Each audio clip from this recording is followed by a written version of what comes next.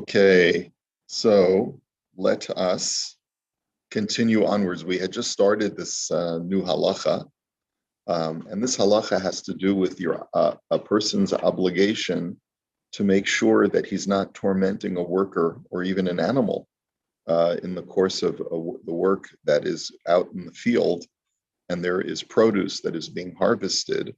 So the Torah requires us to allow our worker to be able to nibble on some of the produce, as long as they don't put it into a container and take it back home with them. That's what the Eli Keli Chalo Sitain, do not put it in your container. Uvapoel ha'ovid bekerem ha'kasuv medaber. That pasuk is referring to a worker who's working in the vineyard. V'hu hadin lebehema ha'ovedes, and it also applies to an animal who's working in the field, but velo bishar kol adam. But it doesn't apply to a regular guy who's just happening to walk through the vineyard. He does not have a right to pluck grapes and nosh on them. As a matter of fact, if he does so, he's stealing. Okay? V'chein ki savo b'komasre'echa v'kataftam melilos biyadecha v'chermesh lo sanif al komasre'echa. Torah says in the same parsha, very next pasuk, it says, if you come into the field, the wheat field of your friend, and there are stalks of wheat that are growing, so you do have a right to pluck off some of the individual kernels of wheat, which are called melilos. You can take them off with your hand. And if you wanted to, apparently fresh wheat kernels can sometimes be sweet and edible, but v'chermesh lo sanif al kamasrecha, but you may not pass a scythe on your friend's growing stalks. In other words, that you're not allowed to do.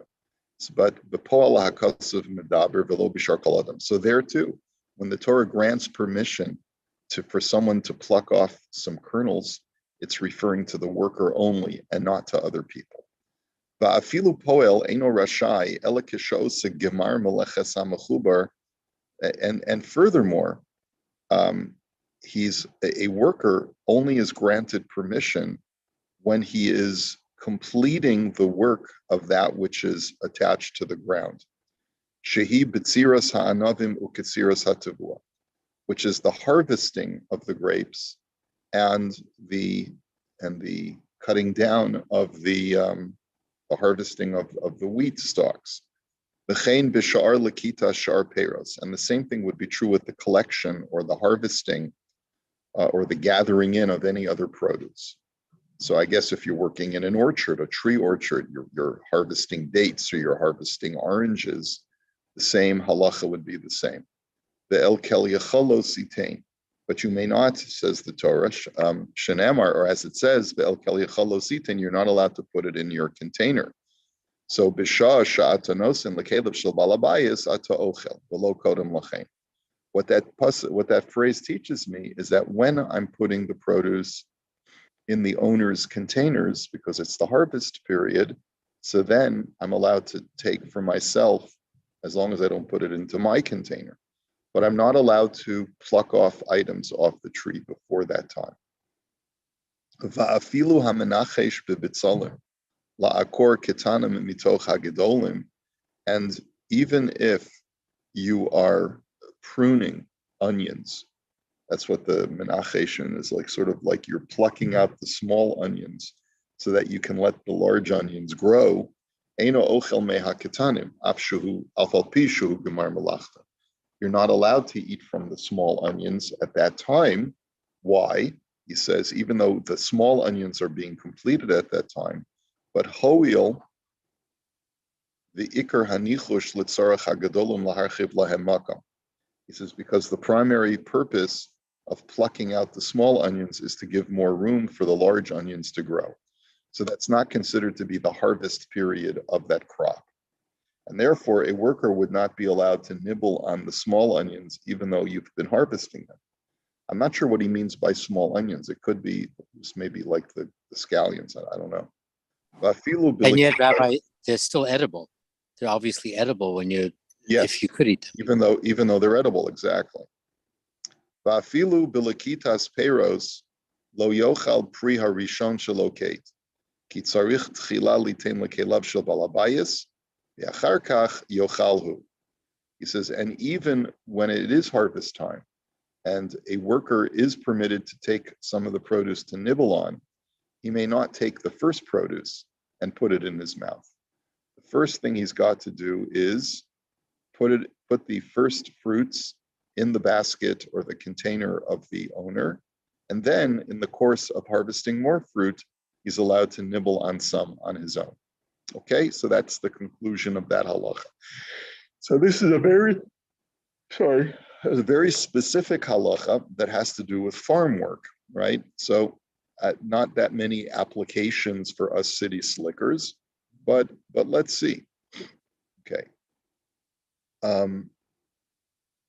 Adam o behema. So the Imrei Yaakov says this applies to either a man or an animal. V'hu hadin nochri ha'oved etzel Yisrael, rashai le'echol b'shas melacha. And he says the same thing is true. If a Gentile is working for a Jew, Gentile also has a right to take some of the produce for himself. The Israel ha'osa etzel nachri ein lekamen sif chavtes. And we'll see later on what the din is when a Jew is working for a non-Jew. Begidule karka ein lekamen sif chavav. We're going to see that even though this halacha is specific to growing produce, nonetheless, we're going to see how it applies to other commodities later on. We'll get to that in Sif Chavav. Bein b'chinam, bein b'schar, and beinim hu schir yom and beinim hu kablan. And it makes no difference whether he's working for free or working for pay. And it makes no difference whether he's a schir yom or a kablan. Whether he's being paid by the hour or the day, or whether he's being paid by the job. Ela shenosin, he says, what was the other thing is, afilu enan osim biyado beregel ela shenosin machal gaban. He says, even if they're not actually using their hands to come in direct contact with the produce, but rather they're just carrying it on their backs, they still have a right to eat. The gamzem mikri asiya, because that's called also working with the produce. Aval shomer eno ochel min haTorah ela mimina gamadina kidul lekamen sif chavhei ayin shan. But as we'll see, if I'm just being a passive, I'm not proactively working with the produce, but I'm passively working with the produce. I'm just there as a guardian of the field. I'm not entitled by the Torah to eat the produce, because I'm just a patroller, and therefore sometimes it'll be permitted based on convention, but we'll see that later on in Sif Chafei. The Asr Lamona'am, you're not allowed to prevent them from working. And he says, Dafka shelo hisna, aval imasna imo shelo yochal ein bo iser. He says that's only if there was no prearrangement with the employee. But let's say you make a condition with the employee. You say, listen, I'm willing to hire you on the condition that you don't snack on anything that you're harvesting. That you do have a right. You do have a right, because then he's accepting it upon himself. Now, I could think of a number of scenarios where this would pertain. What if it's an extremely valuable produce commodity? And it's like $100 an ounce or something. You're harvesting saffron, or is the traditional spice that's discussed by the Gemara. That's such a valuable commodity. What if it's a certain, what if it's the cannabis or something like that, and the guy wants to try chewing on it, but it's very, very expensive. So I don't know whether in that case you might reduce productivity as well. You might, yeah.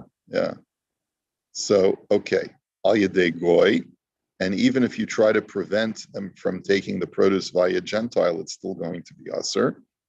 Let's go on. Afilu bikol, even if you just use your voice to yell at the animal or the human being to stop them, that's usher.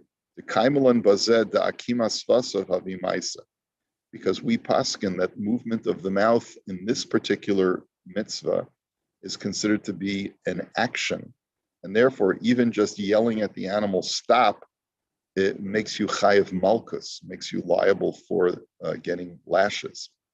The aflagav the amrinan kol lav shein bo ma'aseh ein lokin alav. And even though we normally say that any kind of violation of the Torah that is not action-based, but involves passivity or just speech, you normally don't get malchus. Chutz minishba umemer umakalas chaveru b'shem. But the exception is that if a person swears falsely or does an act of tumura or curses his friend using God's name, those are actionable offenses. Alma de akimas fasav lo havi maisa.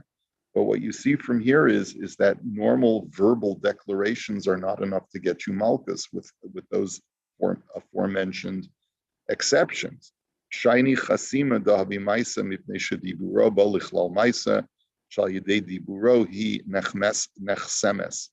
He says, but the reason why, you see, the proactive or the action-based prohibition is muzzling. You're not allowed to muzzle, okay? And if you do muzzle, you get malchus.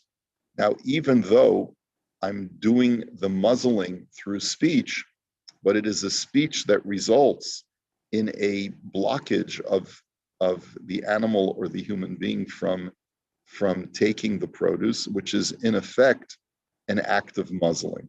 So that's the point that the Imrei Yaakov is making, quoting from the poskim, is that the reason why, even though normally you wouldn't get malchus for just saying something, but over here you do get malchus because it results in an action.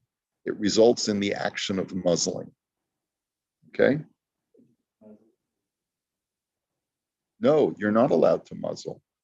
With a human being, you're allowed to negotiate in the contract that you will not take, right? But with an animal or with a human being that you haven't contracted with, you're not allowed to. That would be called muzzling, and you'd be in violation of the Torah. And we're telling us that stopping from eating is synonymous with muzzling. That's correct. You're closing his mouth from eating. That's right. Okay, hareza loke, you're going to get malchus. Davka bibehema, dibazeh moisar habehema min ha'adam. He says, the fact that you get malchus only applies when you muzzle an animal. When you muzzle a human being by preventing him from eating forcibly, you don't get malchus. He says, "Deba'adam im chasamot tzarich l'shalem lo kishir shahaya ochel, aval eno lo olav." With a human being, if you muzzle him, you physically prevent him from eating. So then you don't get malchus, but you have to pay him whatever he normally would, the cost of the food that he would have nibbled on had he been permitted to nibble.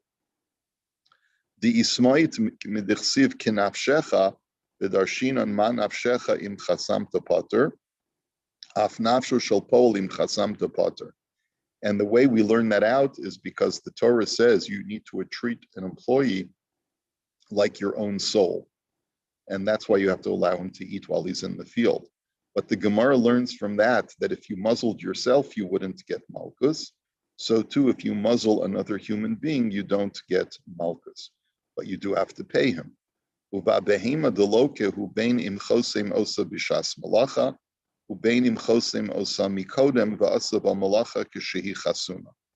as far as the prohibition of muzzling an animal, you are subject to malchus regardless of whether you muzzle it while it's already out in the field, or whether you muzzle it in advance of it's going out in the field, and then you send the muzzled animal out into the field.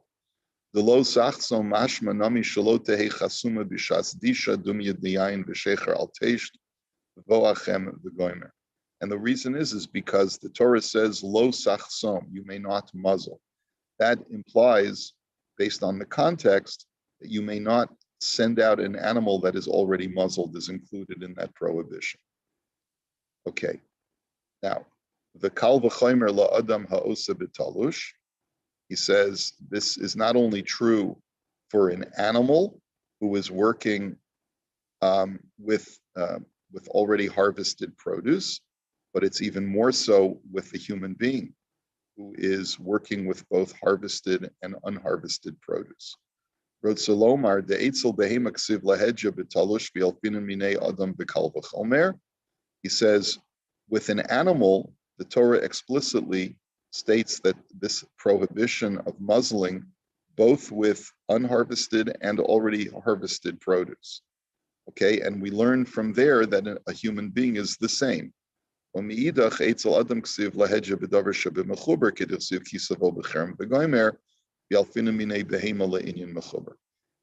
but when in the context of the human being, it's referring to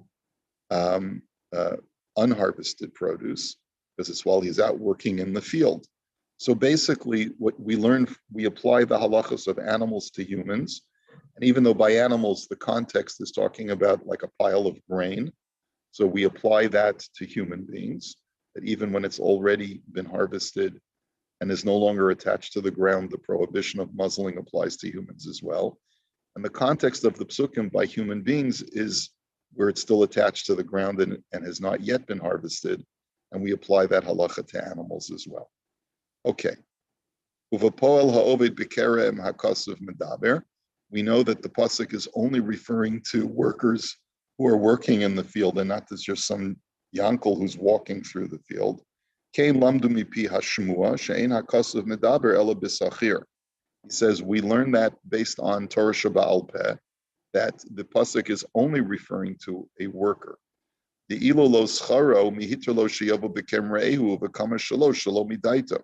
Because if it wasn't a worker, why would, in other words, just think about it logically. What right should someone have just to walk into my field and take whatever he wants? Right? But rather, the intent of the pasuk is that when I am coming onto my friend's field in order to work it, then part of my worker's rights is that I have the right to eat from the produce while I'm harvesting it.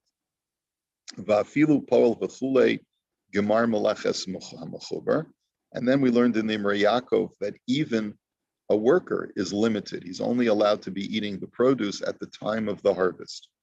And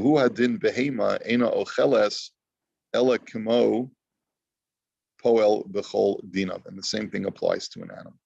Animal is only permitted to eat at the time of the harvest. Okay, now let's take a look at the Likutim for just a second. Back to page Reish Samach Beis. The Gidule Karka. This applies to things growing from the ground. Sochar poalim lasos beneta revai shalo, are elu lo yochlu. Now, let's say I hire workers to harvest produce that needs to be brought to Jerusalem in order to eat. It's called neta revai. It's the fourth year of the tree's productivity. The first 3 years, you're not allowed to eat the produce at all.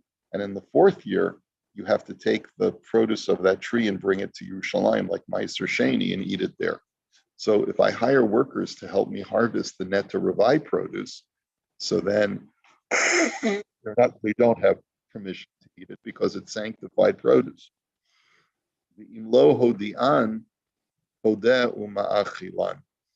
But let's say I didn't inform them in advance. I just said, show up tomorrow and you're going to work on my field and you're going to harvest my apples or whatever. And I didn't tell them that this is neta revai, that this is fourth year produce. So then I have to redeem the produce onto coinage, which is one of the options the Torah gives me, to redeem the produce onto coinage and take the coins to Jerusalem. So I have to do that and let them eat the produce. Because since I didn't stipulate with them that this is neta revai, they're expecting when they show up for work to be able to eat some of the produce. And so then I have a halachic obligation to feed them. Yes, this, no, actually, trying to think, does neta revai apply? I believe neta revai only applies in Israel. I believe that's true. I know that Orla applies in Chutz La'aretz as well, but I think neta revai only applies in Israel. Okay, areza loke. You're going to get malchus if you muzzle an animal or a human. Only an animal. For a human, you have to pay. Bimsachar behema v'chasma v'dashba hareza loka. The gam mishalim liva aleha dalid kabin lapara v'gimel kabin lachamor avur kol yom.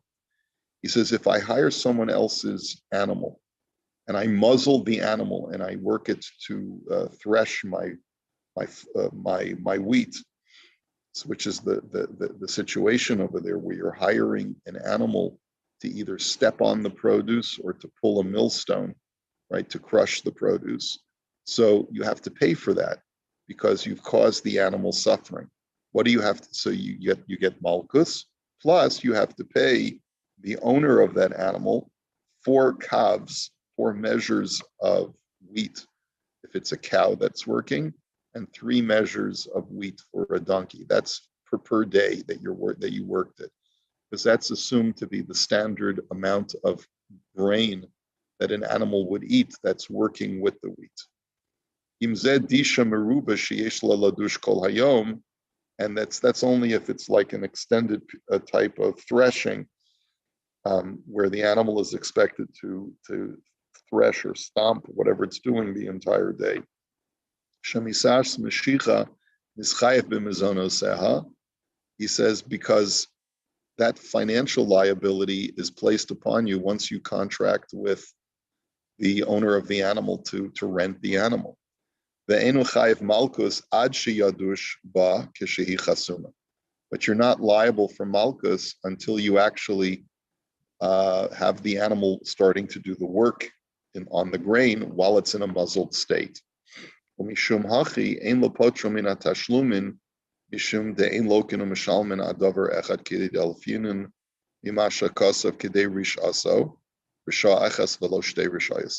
could ask the question, where else do we see that a person gets both malchus and has to pay? Normally you either pay and don't get malchus, or you get malchus and you don't pay. So he says it's different over here. It's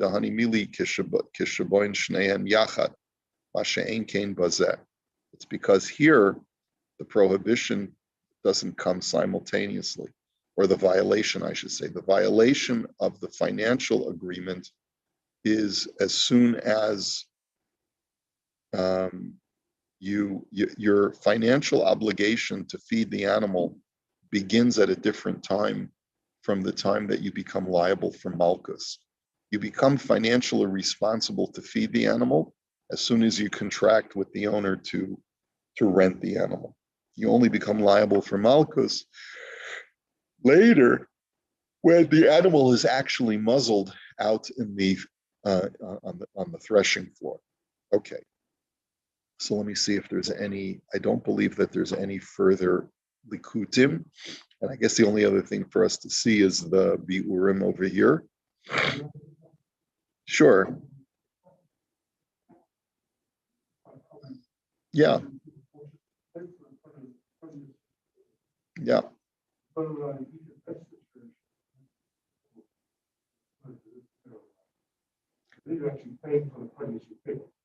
Right. And so the question is, what is their expectation? You're not harvesting for them, you're harvesting for yourself. Are they moichel because they charge by the weight? Are they mochel the few cherries that you nibble out in the field or not? Sorry, Rabbi, is this a question of pick your own? Is this? Yeah, this is a question. You go apple picking or cherry picking. Yeah.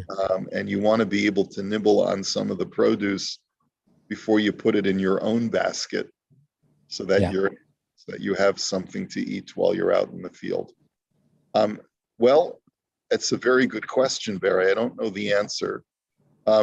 My initial reaction is that the whole basis for this halacha is that a person who's working for you is sort of inconvenienced or is caused to feel a sense of deprivation or even hunger if he's working with produce and isn't allowed to eat it.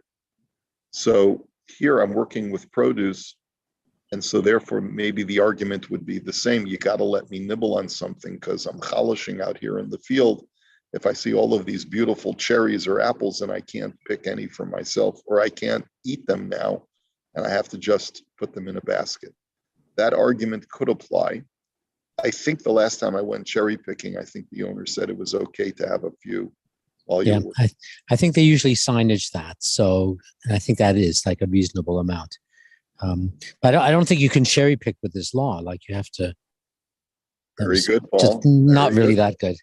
Only because we picked cherries instead of strawberries. Yeah. So I appreciate Barry for coming up with cherry picking as opposed to some other fruit. No, Barry said apple picking. Okay, there you go. Well, then I changed it to cherries because always thank the rabbi. Yeah. Okay. Okay. It's interesting. I mean, that doesn't apply in a supermarket. My understanding is you have to ask the owner before you can try the grapes and try the other produce. Yeah, I think that's right because you're not working out in the supermarket. I mean, some people may think that that's a little laborious to go to the market. When your wife sends you to the market, you may feel you're working, but I would hardly call that.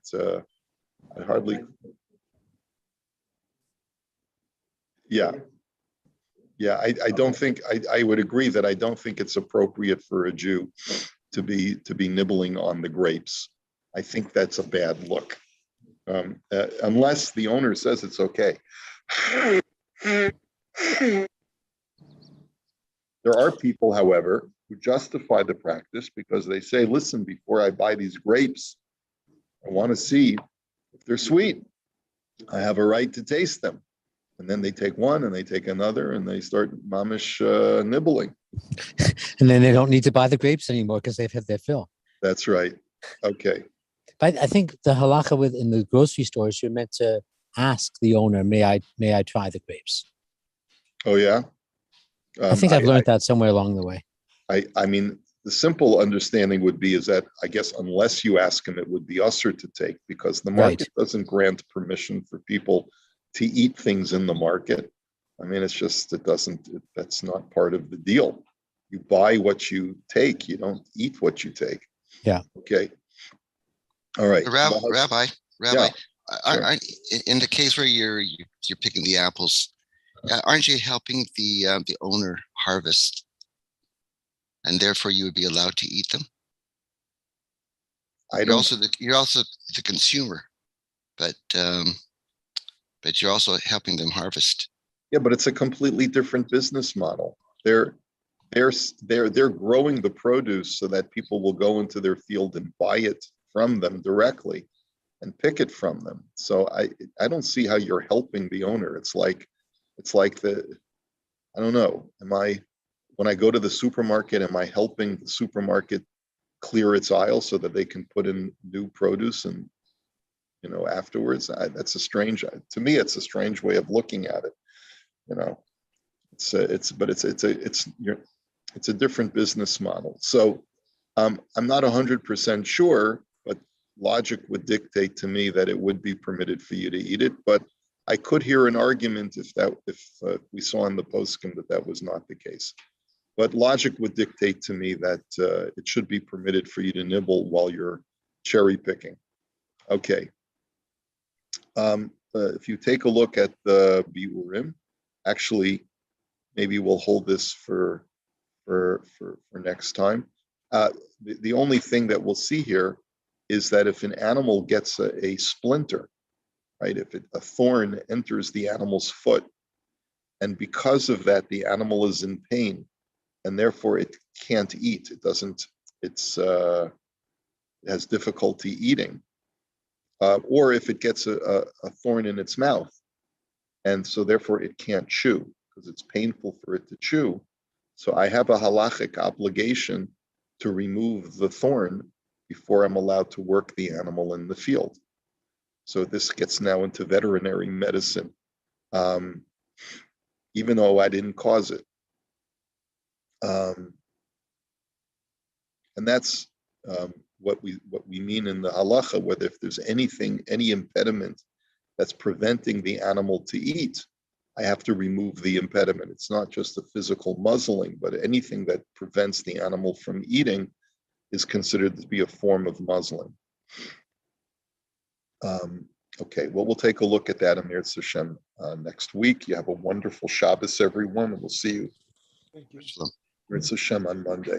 Take